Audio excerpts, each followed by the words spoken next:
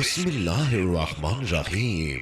शुरू अल्लाह के नाम से जो बड़ा मेहरबान और नहायत रहम करने वाला है। विकिपीडिया टीवी के मोहतरम अजीज दोस्तों, अस्सलाम वालेकुम। मोहतरम नाजरीन, हम अपनी आज की वीडियो में हजरत लाल शहबाज कलंदर और हाकिम बसरा का एक अजीब व गरीब वाकया आपके सामने पेश करेंगे जो यकीनन आपको बहुत पसंद आएगा। मोहतरम नाजरीन, हजरत लाल शहबाज कलंदर रहमतुल्लाह अलैह और हजरत जलालुद्दीन सुरख बुखारी रहमतुल्लाह अलैह एक बार हज बैतुल्लाह में 3 माह रहने के बाद दुनिया के मुख्तलिफ गोशों में सियाहत करने के लिए और औलिया कराम की जियारत करने के लिए निकले। इसी दौरान वो इराक पहुँचे और हजरत पीर अब्दुल कादिर जिलानी रहमतुल्लाह अलैह के मिज़ार पर हाजिरी दी। उसके बाद हजरत लाल शहबाज कलंदर रहमतुल्लाह अलैह और हजरत जलालुद्दीन सुरख बुखारी रहमतुल्लाह अलैह वहाँ से तशरीफ ले गए। वो दोनों सुर्ख लिबास पहने हुए थे और हाथों में कदरे लंबी तस्बीह थामे हुए थे। दोनों के पास तस्बीह भी सुर्ख रंग के चमकदार पत्थर के दानों से बनी हुई थी, जिन पर दोनों औलिया कराम विर्द कर रहे थे। दोनों ने टोपियां भी सुर्ख रंग की पहनी हुई थी। सरहदी मुहाफिजीन ने इन दोनों को देखा तो उन्हें मशकूक समझकर रोक लिया और पूछा, तुम कौन हो और यहाँ किस काम की खातिर आए हो? हजरत लाल शहबाज कलंदर रहमतुल्लाह अलैह और हजरत जलालुद्दीन सुरख बुखारी रहमतुल्लाह अलैह ने कहा कि हम सैयद हैं और इल्म के हसूल की तलाश में निकले हैं। सुना है कि बुखारा इल्म व फजला का मरकज है। हम इस उलमा फजला से फैज हासिल करना चाहते हैं। इसके अलावा हमारी कोई गर्ज नहीं, हमें उलमा कराम तक पहुंचा दिया जाए। सरहदी मुहाफिजीन ने आप दोनों औलिया कराम को उलमा और फजला के पास पहुंचाने की बजाय हाकिम बुखारा के दरबार में पहुंचा दिया।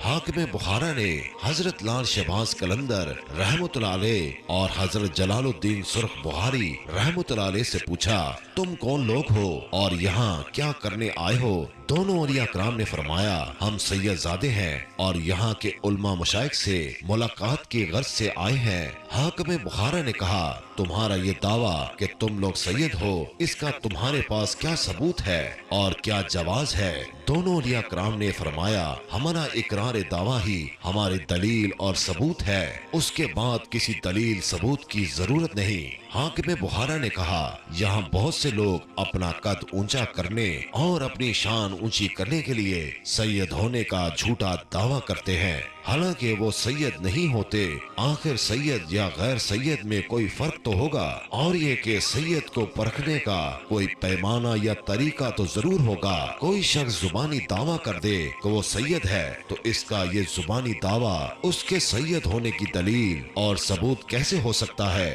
खानदान सदात के सबूतों ने हाकिम बुखारा से पूछा, तुम्हारे नजदीक सैयद को परखने का क्या पैमाना और तरीका है? हाकिम बुखारा ने कहा, मैंने सुना है कि आग किसी सूरत भी सैयद को नहीं जला सकती, वो आग से हमेशा महफूज और मामूर रहते हैं। अगर तुम इस पैमाने पर पूरा उतरो तो मैं तुम्हें सैयद मान लूंगा।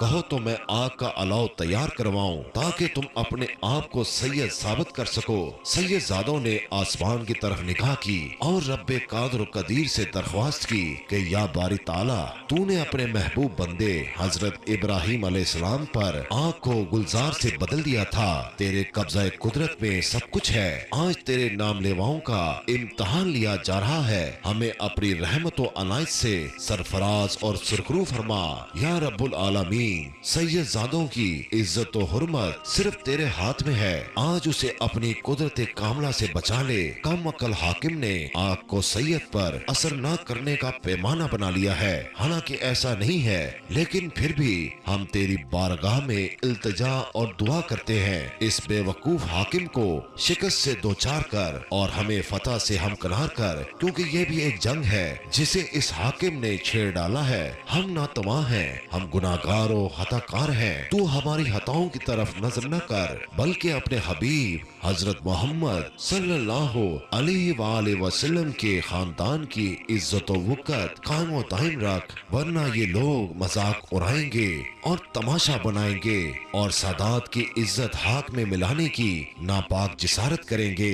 अब दोनों सैयदजादों ने हाकिम बुखारा से कहा कि आग जलाओ, आग में से गुजरने के लिए तैयार हैं। हाकिम बुखारा ने फौरी तौर पर अपने कारिंदों को बुलाया और हुक्म दिया कि आग का अलाव तैयार करो ताकि साबित किया जा सके कि ये अजनबी अफराद सैयदजादे हैं भी या नहीं।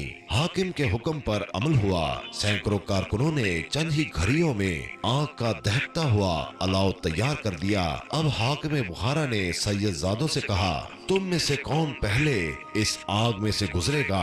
हाकिम बुखारा के सवाल पर दोनों सैयदजादों ने एक दूसरे की तरफ देखा और फौरी तौर पर हजरत जलालुद्दीन बुखारी रहमतुल्लाह अलैह ने फरमाया, मैं इस आग में से गुजरूंगा। रब्बे कादिर व कदीर के हुक्म से ये आग मुझ पर कोई असर नहीं करेगी। तुम पर साबित हो जाएगा कि हम सैयदजादे हैं या नहीं। आज अगरचे ये सैयद होने का कोई पैमाना नहीं, लेकिन तुमने जिद की है तो फिर रब्बे करीम भी अपनी कुदरत का नजारा जरूर दिखाएंगे। हाकिम बुखारा ने कहा, फिर देर किस बात की है? इससे पहले कि आग ठंडी पड़ जाए इसमें से गुजर जाओ। हजरत जलालुद्दीन सुरख बुखारी रहमतुल्लाह अलैह ने दौड़ कर आग में छलांग लगा देते हैं। इस मंजर को देखने के लिए जो हजूम इकट्ठा हो गया था, जब उन्होंने देखा तो उनकी आंखें खुली की खुली रह गई कि हजरत जलालुद्दीन सुरख बुखारी रहमतुल्लाह अलैह आग के अलाव में से सही सलामत बाहर निकल आए और आते हुए अल्लाह अकबर का नारा लगाया।